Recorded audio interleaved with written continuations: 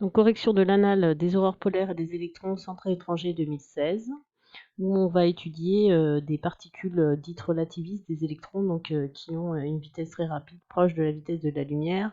La formule vue dans ce cours vous est redonnée, ainsi que les constantes fondamentales de la physique et que la masse d'un électron.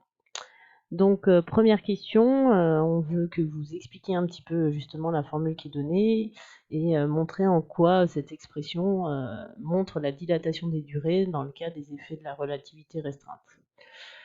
Donc, il faut réécrire cette formule et puis interpréter un peu la valeur que peut prendre gamma. Donc, comme on l'a dit dans le cours, hein, si V est très petit devant C, ce terme, du coup, va tendre vers 0.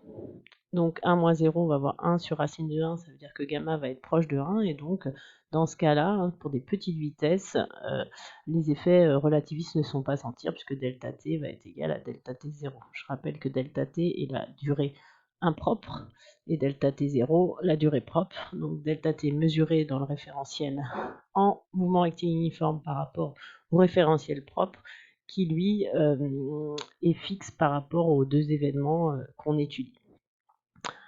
Par contre, quand on a une vitesse v donc de notre référentiel improche qui se rapproche de celle de la lumière, dans ce cas-là, ce terme du coup tend vers 1. Du coup, le dénominateur tend vers 0 et gamma va tendre vers plus l'infini, c'est-à-dire qu'il va prendre des valeurs très élevées.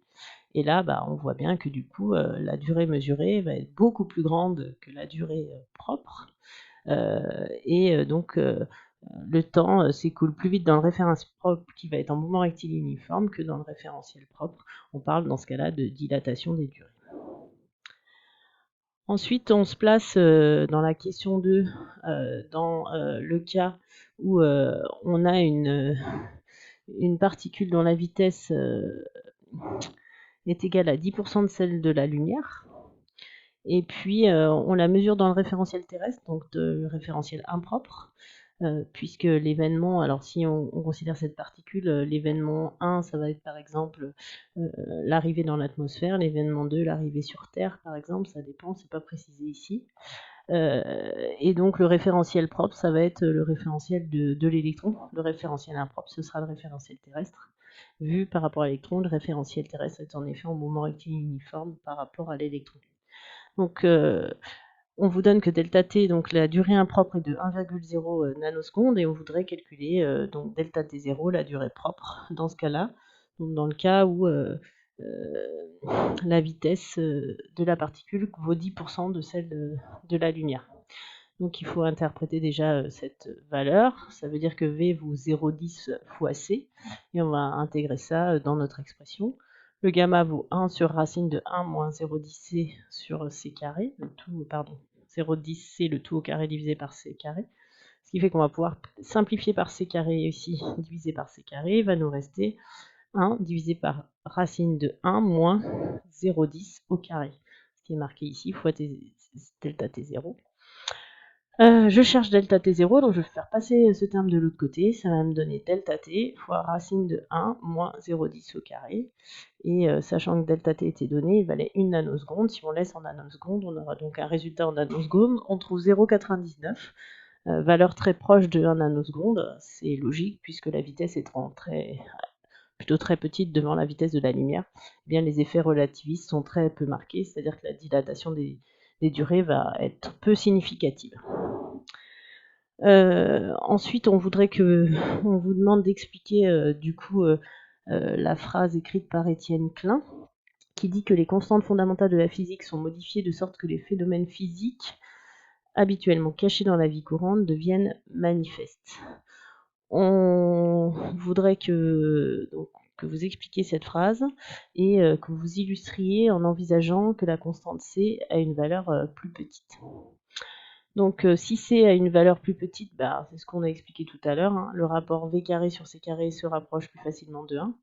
Du coup, gamma va avoir une valeur très élevée et le phénomène de dilatation des durées va être davantage perceptible. Donc c'est une sorte de changement d'échelle.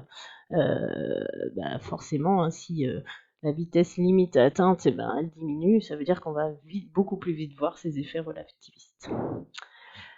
Dans la deuxième partie du sujet, du coup, on voudrait on étudie l'énergie cinétique et la vitesse de ces électrons, en vous donnant du coup deux graphiques, graphique A et B, qui représentent l'évolution du rapport V carré sur C carré en fonction de l'énergie cinétique. On vous dit qu'il y a un des graphiques qui appartient à la théorie classique et que l'autre graphique appartient à la théorie relativiste. Et que le graphique B, en fait, c'est un zoom du graphique A au voisinage de l'origine. Du coup, dans le premier cas, on voudrait que vous identifiez laquelle des deux courbes, du coup sur le graphique A, appartient à la vision classique ou la vision relativiste. Donc, déjà, on peut observer les deux courbes. On voit que la courbe 2, c'est une droite qui passe par l'origine. Ça veut dire forcément qu'il y a proportionnalité entre l'ordonnée et l'abscisse du graphique. Donc ça veut dire que l'énergie cinétique est proportionnelle à V carré sur C carré dans ce cas-là. C étant une constante, ça veut dire que finalement l'énergie cinétique est proportionnelle à V carré. Et ça, c'est ce que nous dit la théorie classique, puisqu'elle nous dit que l'énergie cinétique, c'est un demi de mv carré, m étant une constante. Donc forcément, si on trace EC en fonction de v carré, eh bien, on a une droite qui passe par l'origine avec un coefficient directeur qui vaut la masse divisée par 2. Donc ça va correspondre à la courbe numéro 2. Forcément, du coup, la courbe numéro 1 correspond à la théorie relativiste. On remarque d'ailleurs que le rapport V carré sur C carré pour la courbe 1 est toujours inférieur à 1. Donc on a toujours une vitesse qui va être inférieure à C, et ça c'est en accord avec cette théorie, puisque la vitesse de la lumière est d'une part constante, mais en plus une valeur que rien ne peut dépasser. Par contre, dans la courbe 2, on se rend compte qu'au contraire, on dépasse des valeurs on dépasse la valeur de 1. Et donc, ça veut dire que dans ce modèle, si ce modèle était valable, ça voudrait dire qu'un électron pourrait être plus rapide que la lumière. Dans la dernière question, on veut exploiter les deux courbes obtenues. Alors du coup, sur la première partie, donc sur le zoom, la partie B, pour essayer de voir si les effets relativistes sont négligeables dans le cas des électrons.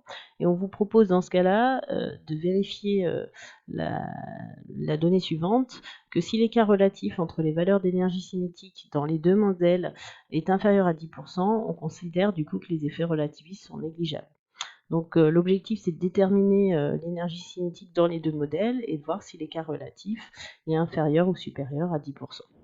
Donc pour ça, on va utiliser les courbes. Alors pour utiliser les courbes, du coup, et déterminer l'énergie cinétique, il faut la valeur de V carré sur C carré. Donc on va calculer dans un premier temps V carré sur C carré. V carré est donné dans l'énoncé 1,2 10 puissance 8, on va l'élever au carré.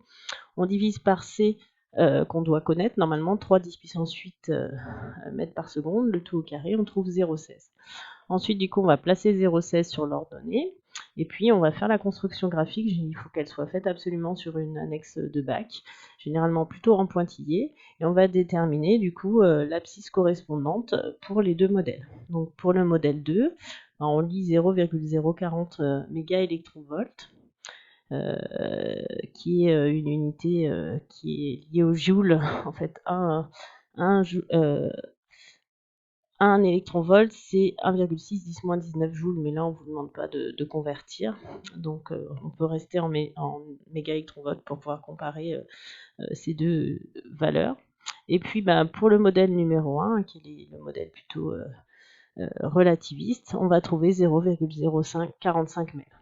On va du coup calculer l'écart relatif par définition, donc c'est la différence de valeur entre ces deux valeurs obtenues, divisée par la valeur théorique, qui est du coup le modèle relativiste, donc EC1.